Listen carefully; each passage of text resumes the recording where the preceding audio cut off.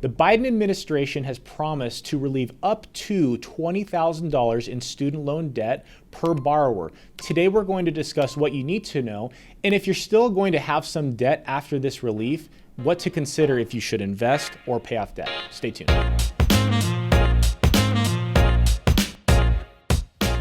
Hey there, it's Alex and Matt from 1 Degree Advisors. If you're new here, we are certified financial planners that help folks with all things tax, retirement, and investment related. So Biden tweeted this out, announcing the long anticipated campaign promise to relieve student loan debt. And so I think let's quickly touch on, based on the information we have so far, who does this apply to? Yeah, and let's be frank here. This feels kind of like a political move. I mean, the economy has been a little bit rough this past year. It might be used as somewhat of a poker chip. But I want to make it clear, we're not here to cover the politics today. We're here to just cover the facts. We're going to cover the facts, how it relates to you, the highlights, and then ultimately for those people that still have debt, that decision whether you should start paying it off or investing.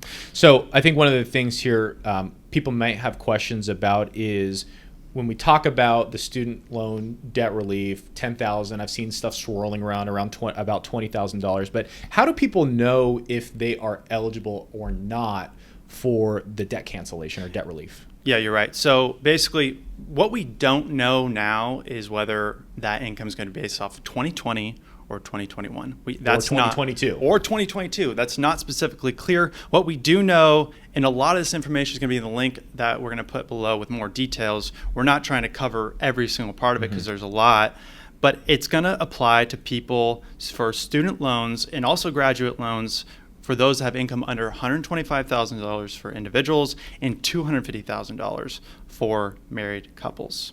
Now, again, there is a difference here. If you have it says you have a Pell grant in college and you meet income thresholds, you might be eligible for up to $20,000 in debt. So I think a lot of people might be wondering, well, what is a Pell grant? Did I get one? I'm not really sure. How can people find that out? Yeah, and a Pell grant is something for somebody who had exceptional financial need. And the way you can figure that out is when you're logging into studentaid.gov and you navigate to the My Aid section, it should clearly show right there whether you were eligible for that Pell grant or not. Okay.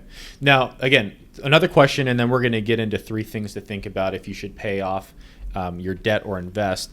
But I think a lot of people are wondering, so when is this going to kick in? Can I log in tomorrow and can I expect to see my balance dropped by $10,000 or $20,000? When can people expect to see this happen? Yeah, not tomorrow. I don't know. I don't think tomorrow, but I think there's going to be an uphill legal battle with this thing. It's not clear when exactly this is going to kick in. So again, we put that link in the description to get updates from the U.S. Department of Education. But first and foremost, what we know is that interest has been delayed for the final time to the end of the year. The final time, which we've said final time a few times. This is maybe this will be the final time. All right. So again, all this information will be in the description. There's still a lot of moving pieces. It'll be based upon income, whether or not it's based on your 2020, 2021, or 2022 tax return. That's unclear. There's still some things that need to be worked out here, but I think a lot of people are still going to be under the threshold and will qualify. But so for people that are going to have their balances wiped out, it's a great thing. For people that are still going to have a balance even after, let's say, $10,000 or $20,000 is wiped out, what we're going to do is walk you through 3 things to consider of whether or not you should pay off the debt or invest, because it is a very personal decision.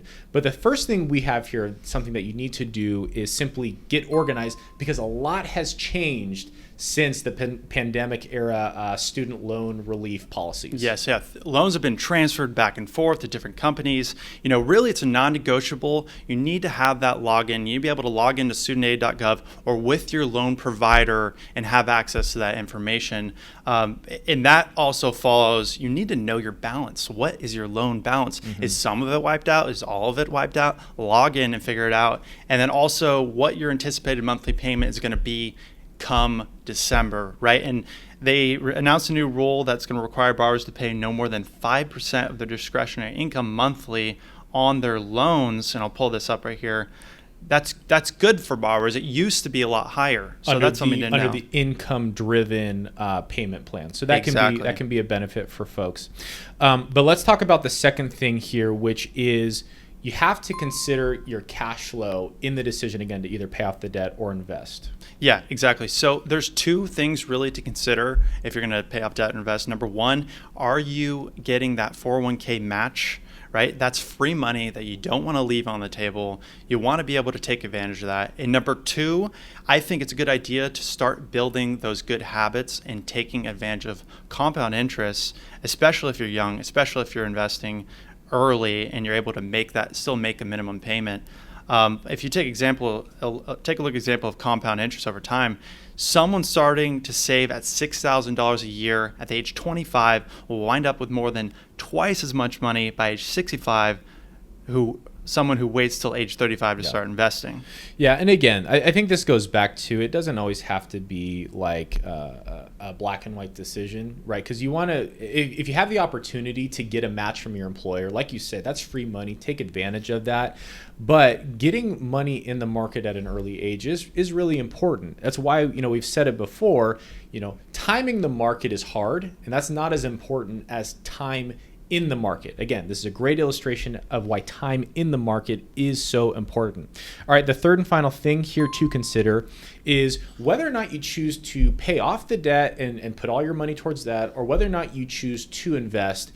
Both situations, or both choices, are productive uses of money. Mm-hmm. Yeah, you don't want to end up in paralysis analysis, like, oh, which one should I do? What's the most optimal way to do it all the time? Because both circumstances are very productive uses of money. Mm-hmm. You're on the right track. You have the right mindset if you're thinking those two things. Absolutely. And now let us know what you think. Do you believe that relieving student loan debt was a good idea? And for those of you that have already paid off your balances, do you feel like this was a fair opportunity for everyone? Let us know your thoughts in the comments down below. And if you enjoyed today's video, please like and subscribe for more. Thanks for watching.